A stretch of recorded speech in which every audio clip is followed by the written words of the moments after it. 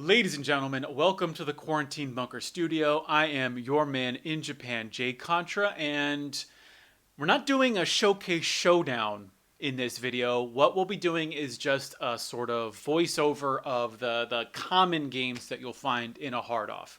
This is the third video in a series where I went to the hard-off in Hisayama outside of Fukuoka City. It's across the street from a Costco and is actually also right next to a petting zoo if you're ever in the area. It is really worth checking out.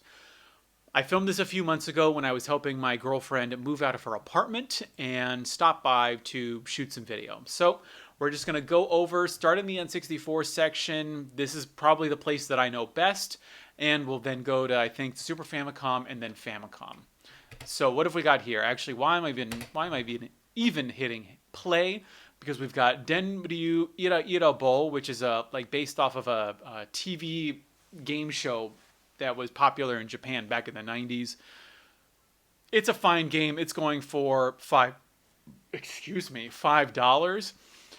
We've got Custom Robo, much more interesting. Custom Robo is a fantastic action game for the N64. Can't believe that it was never brought out in the United States. It's phenomenal, really fun. You're basically a robot fighter that you can customize, give them all kinds of different weapons. Really, really fun. $10 is not bad. And then we have The Legend of Zelda Majora's Mask on the right. Remember, you need the memory expansion pack in order to play the game, and $12.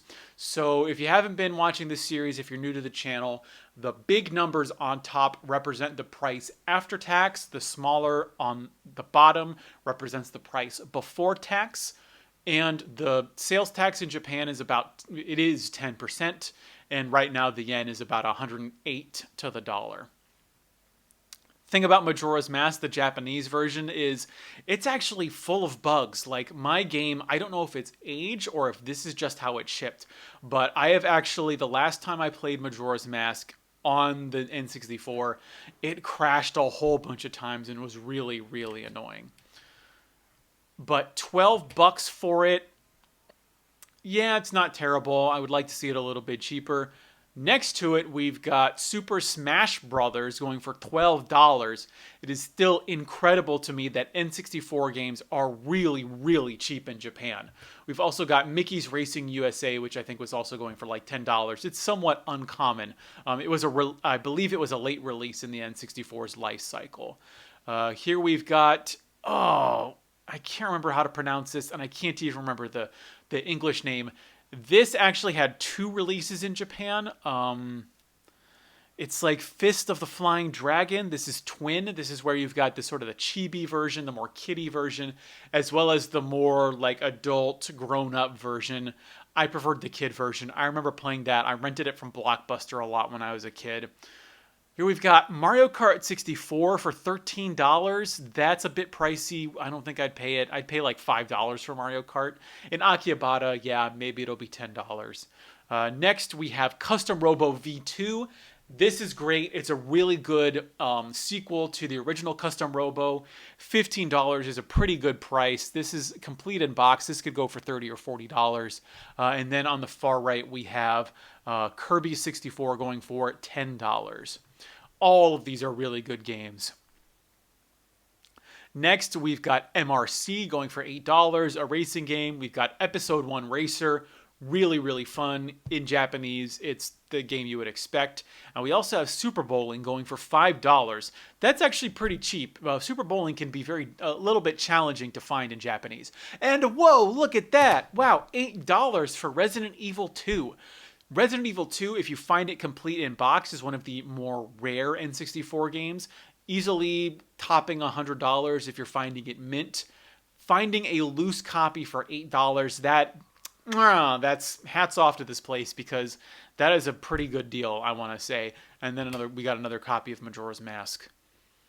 What else do we have? We have, very interesting here. So on the left, you will have noticed the original release version of Mario 64. That's what the original release Kart looks like on the left. On the right is the Rumble Pack enabled version of Super Mario 64. They came out with 2 versions in Japan. It looks like they're priced the same here at $10, The Rumble Pack version is also interesting because it has the English voiceover for Peach at the beginning of the game, and I don't believe it even had a voiceover in the original Japanese. We also have Star Fox 64. $15? No, I would say $15 if it was complete. And also, Star Fox 64 comes in a big box because it's supposed to come with the Rumble Pack. We've also got Shiren the Wanderer 2 for going for $15. I'd like it to be a little bit cheaper. F-Zero X, $5. Not bad. We've got, I want to say, the first Mystical Ninja starring Goemon. That's going for $10. And Pokemon Snap going for $15. I mean, Pokemon Snaps, it's a desired game, but it's very common. We've also got Bomberman 64. This is the original Bomberman, going for $13, as well as another copy. So many copies of Majora's Mask. Interesting. Okay, so on the right, we've got the original. This is the original Animal Crossing. This was an N64 release in Japan. It didn't come out until a GameCube in America. That's going for $13. That's not bad. The label says that the Animal Crossing cartridges have a little space to write in your name. I think that's also true of Pokemon Stadium, and that sort of sticky note, that post-it note, is just telling you that it's been written on. So maybe they took off a few bucks for that. We've got Star Wings, what do they call it? Jet Force Gemini in the middle there for $8. That's actually pretty good, especially considering I think the English version is much more expensive. Or is it just one of those games that's uncommon but not that expensive? And then another copy of Kirby. Moving to the left. Okay, so we've got a somewhat uncommon game there. We've got Zool, which is, I want to say, it's like a Monster Rancher kind of game where you get a bunch of monsters and you train them. I've played the first few hours. It's very uncommon. You don't often see it in the box loose. $10, I don't think it's terrible. If you're looking for a complete set, might not be a bad price. Kirby on the left, followed by Battle Phoenix. Is this the Bidaman game? Yeah, so I want to say I reviewed this. I can't remember if I did on my channel years ago, but this is a Japan exclusive game that focuses on these. They're like little. It's this Japanese toy. It's a tie-in game with a toy that I think shoots beads. If it's something you're interested in, it's just something you need to have if you want to complete your N64 collection. Finishing off the N64, we've got another Bidaman game, F-Zero X, going for $13, and Banjo-Kazooie going for $13 as well. Moving over to the Super Famicom games, we've got a Gundam game that I can't tell because it's sideways, going for $30. Quite pricey. The Super Famicom has a lot of like uncommon games that are pretty, I'd say have a mid-range of like $20 to $30. Then we've got Super Wagon Land going for $20. Popuru Iru? I can't tell what that sword is supposed to be. That's going for $20. And then we've got Super Bonk 2 going for $20. I need to get the Super Bonk games. I can't believe I don't have those yet. Then we've got Mickey's Magical Adventure 3 going for $20, and Batman Returns, absolutely great belt-scrolling beat-em-up, going for $15. That's not a bad price. I think I've even seen it going for $20, if I'm remembering correctly. We've got what looks like Raka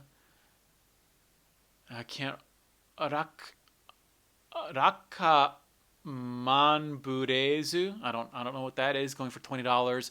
A copy of Earthbound going for $20. Yeah, okay. I'd say $25 to $30 if it was complete in box. And then we've got Super Adventure Island going for $20, followed by Dragon Quest III going for $16. It's relatively common because it's Dragon Quest, so of course it is. This is the re-release, by the way. I think, yeah, Dragon Quest III originally came out for the Famicom, and then they released it with updated graphics, I think, for the Super Famicom. We've got Super Barisu going for $15, and then Mystical Ninja starring Goemon 2 going for $24. Nah, if it was $24, that you should be buying that complete for $24, not loose. Next up, we've got Sandora and something going for like $20. Don't recognize it. They've got in the middle there. Okay, they've got the Famicom Z Gundam Hot Scramble. This is the very basic black cartridge. You know, the normal wide release version going for $5. The gold one is really, really expensive. I think I've seen it going for at least several $100s. For a while, it was going like for $900, but it's gone down in price since then.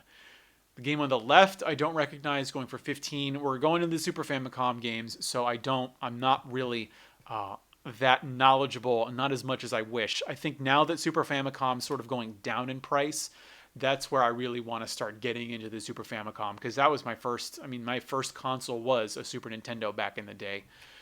Don't recognize a lot of these games. And Nintama Rantaro, that's a popular anime that was more well-known back in the 90s. That's Nintama Rantaro 3 going for 15. We've got ActRaiser going for $15. Pay a little bit extra and you could get a complete box version.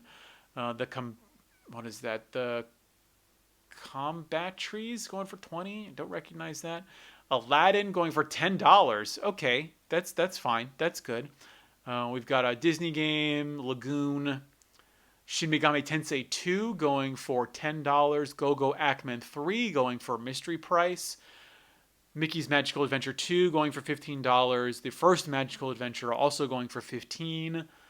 We've got a Sailor Moon game going for $13. And wow, Turtles in Time for $25. That is really, really good. Turtles in Time, I think I just saw it in Akihabara for $50. And even at this place, would probably be going for $40. So, man, either its price has gone down or they mispriced it. But $25 is exceptionally good for Turtles in Time especially. Really good game.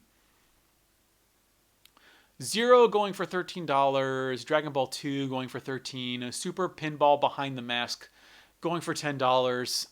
Not familiar with it. Can't tell you if it's worth that price. Super Pang going for $10. Cho Genjin, is that Super Bonk going for $10. Wish I knew more about the Bonk series. Really want to get it for the PC Engine. Desert Strike going for $10. That might be worth a pickup. If it's not, it might be a strategy game. It's hard to tell sometimes the difference between strategy games and like shoot 'em ups. Sometimes with the cover art. Super Bikuriman Uno, Star Fox going for $5. Yeah, the Super Famicom version of Star Fox is really cheap. I would even pay $10 and get complete in box. Super Picross going for $5. Another copy of Star Fox.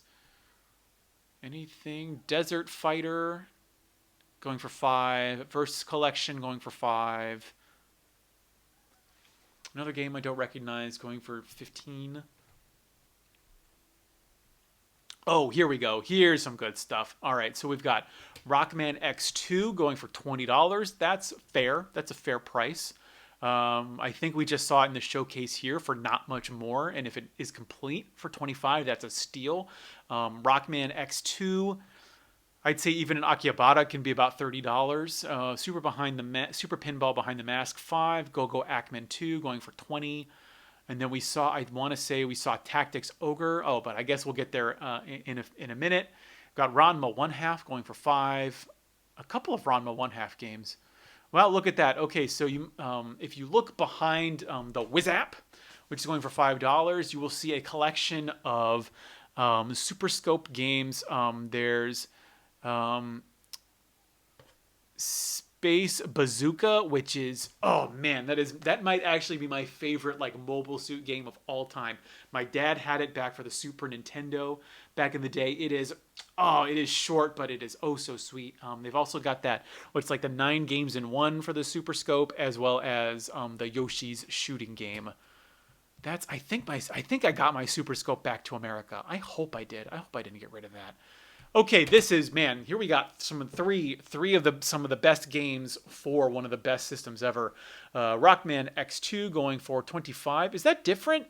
Wow, look at that. Okay, so actually right on top of the other, we have the top one going for $27 after tax. And then we've got the one below going for $22 after tax. maybe the one on the bottom. Something that happens to a lot of Super Famicom games is the back. So the Super Famicom games are split in half. Like the plastic shell is two component parts. The front often stays fine, but the back half often starts turning yellow for plastic reasons, either oxidation or sunlight or whatever. And so that plagues a lot of games. You might notice it. It might be affecting that copy of Contra 4 or Super Contra, Contra Spirits, whatever it's called in English. That one is going for $15, by the way. And then you've got Tactics Ogre, Let Us Clean Together, $5. Beautiful. Fantastic. And it's actually not much more expensive. All the Tactics Ogre games in Japanese are really cheap. Moving along, yeah, just really, you could really fill out a collection here, and these prices are actually not as bad as I thought they would have been, considering this place tends to be expensive. Because look at that, Rockman 7 for $10, yeah, that's a buy. Rockman X going for, is that $8? Yeah, Rockman X for $8, yeah, buy. That copy, so okay, interesting. So look at that copy of Link to the Past. That is very clearly something that was probably in the home of a smoker. You can tell because the bottom half of the cartridge was probably obscured. It was stuck in a Super Famicom for a long time. And so it's either smoking or it was blasted by the sun. I'm going to guess from the discoloration it's probably the sun. But look at those cheap Mega Man games. Wow, that's really good. Final Fantasy VI for $8, not the greatest, but fine. Fire Emblem, that's the first one for the Super Famicom. It's got like the remake of the first Fire Emblem as well as the new chapter. $8, not bad, pretty good. Galaxy Wars for $8, Rockman X2, 16. Yeah, that's a buy. That's a good price. So yeah, you could just complete your Mega Man collection right here in this store for. I mean, you can complete the Super Famicom one for like $50. That's incredible. We've got Bomberman Bidaman for $10. A few games I don't recognize. Really beat up. Wow, why is that copy of Rockman X $20? That's so weird. I guess it must have just stuck here for a long time. This can easily happen. You see games just sit around in hard offs for a long time. I've been going to this hard off for, 7.5 years now, ever since I moved to Japan. It's been within reasonable driving distance from where I used to live. And so you just see some of the games there just stay around. And that one's for $20? No way. I mean, I guess they're not going to bother to reprice it. We've got R-Type going for $10. I think that's maybe $18, but still not terrible. And then Mystic Quest, that's going for $10 as well. Not terrible. You could do really well if you're just starting to collect Super Famicom games here. What else have we got? Ooh, good.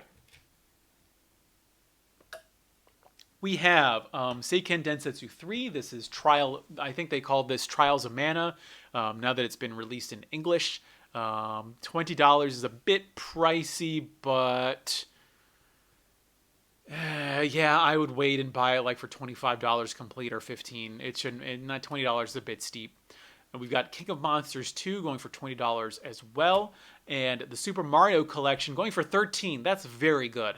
Well, if it's $10, I'd say it's very good. Here we've got another one for $10. Super Mario Kart going for $13. It's a little bit, just like 30% off. That's when I'd buy it. That's when I'd say it was a definite buy. A couple of Bomberman games, Bomberman 4, Bomberman 2, going for about $16, $13. Dragon Quest 1 and 2 re-release. Wow, I didn't know they did that. Going for $13. Mega Man X2, $16. Yep, that's a buy. Wow, what a good set. I'm really surprised. Actually, some of these games I should have bought. I can't believe I didn't. Really, yeah. Wow. Suguro Quest going for $10. Couple of games I also don't know. Super Mario World, Super Mario 4 going for $13. And look at that. Wow, Seiken Densetsu 3. Here it's $13. Okay. I mean, maybe it looks like it's got a few little scuffs on the bottom, but $13, yeah, that's a buy. SimCity 2000 for $20? Okay. And then what's that game for $30? Huh. Don't know about that. Here we go. Going over to the Famicom games, we've got Ducktales 2 going for $30. I mean, that's Akihabara price right there. Donkey Kong, the original Donkey Kong, going for $16. Then we have Mario Brothers going for $20. $20 seems a bit expensive. I don't think I'd spend $20 on the original Mario Brothers. I should also note that that is the re-release. So if you look on the right at that copy of Donkey Kong, that is the original 1983 release of Donkey Kong. Mario Brothers in its original 1983 release, I think it was at 1983, had that sort of cool like wave almost design in an orange cartridge.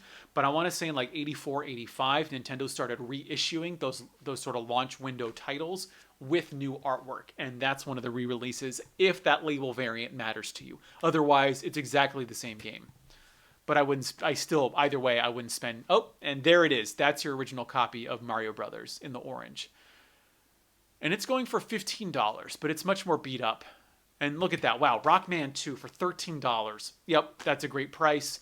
Twin B for $13 is great. Twin B 3 going for $20. And then if you want the cheaper Rockman 2, it's a little bit beat up. Sure. So they are, not every hard off grades according to condition, but it looks like this one is. But even so, those two Rockman 2s in the center look to be in fair condition, and they're $2 cheaper than the other one. So I would say buy that nice one right in the middle. Then we've got Rockman 5 going for $20. That seems a bit expensive. I didn't think Rockman 5 I don't think is that hard to find. I don't think. Derby Stallion for $20. Sure, that might be an okay price. A few games I don't recognize. Then we got Rockman 3 is going for, it's $13, and I should say that they've got a note on there that's saying that someone has written their name on the back of the cartridge. It wasn't just an American phenomenon. It happens all the time in Japan, just kids writing their name on the cartridge. I know both of my Contra cartridges, my original Contra and Super C cartridges, have some kid's name on the back of it, and it really drives me nuts. But it's fine. It's like, whatever. I'm not going to spend another $50 to buy it again. Please excuse the technical difficulties. Let's dive right back in. We've got Twin B going for $13. We also have a few other games. And then Cosmic Wars going for $5. Now, continuing on with the Famicom games, we have more Rockman. Yeah, Rockman 3. Oh, yeah, that's the one with the kid's name written on the back of it. Yeah, I think J-League, don't know. Golden, okay, here we go. Donkey Kong Jr. going for $13. Balloon Fight for $25. No, that's a bit too expensive. Looks like they're pricing up all the, the sort of the early release Famicom games. And we've got City Connection going for $8. And then, Xevious, $8 for Xevious. Absolutely love Xevious. Highly recommend it for the Famicom. We got one of the Mystical Ninja games going for $8. Star Wars on the left. Love the shiny cartridge for Star Wars going for $15. And then is that, I think on the far right, that green cartridge, I want to say that's a memory cartridge for the Sega Saturn. That's going for $10, I think. And then we also had was it Galaga? Yeah, okay. We've got is that B-Wing? Yeah, B-Wing going for $10. Another copy of Balloon Fight. Tower of Duraga for $8. Oh, an Akira game. $8. Wow, okay. I didn't know they had an Akira game for the Famicom. Should have picked that one up. Superman for $8. Another copy. Is that a cheaper copy? Is that a $10 copy of Star Wars? If it is $10, I can't tell because the ink isn't well printed. But that would be worth picking up, I would say. We got Makaijima going. It does not have the manual, though, so be careful about that. King Kong 2. I can't tell the price on that one, though. It's 20-something. Anything else of note? Famicom is also something. Well, the thing about the Famicom is there are literally just thousands of games for it. Well, what, 1,500? I mean, even more than that. I mean, it's upwards of 2,000 games for the Famicom. So, it's something I want to learn more about, but it's a long process. We've got, oh wow, Super Momotaro Dentetsu. That is going for $20, and apparently the box and the interior of the box have some damage. We've also got Mario Open Golf going for $10. So yeah, it's the thing is Famicom boxes for especially for common games. Oh, that finished right there. Okay, yeah. So Famicom boxes, like with everything else, if it's an exceedingly rare game, you're going to have a huge difference between the loose price and the box price. But the more common you get, there's not going to be a huge price differential to the point where it might even be worth buying the boxed version just because it's just cool having the box. But again, if you only have space for the loose box, or sometimes the loose copy is just so much cheaper, just go for the cartridge. So that is the N64 games, the Super Famicom games, and the Famicom games at the Hard Off in Hisayama in Fukuoka Prefecture. I actually have one more video where we go into the Game Boy Advance games, box N64 games, and a few other things. So I'm going to film that next. I hope you've enjoyed this deep dive. Please tell me how you feel about this new format. I'm still testing it out. Want to give it a couple months to see how people react. Please leave me a comment in the description below. For now, I have been your man in Japan, Jay Contra, saying thanks for watching. See you next time, and mahalo.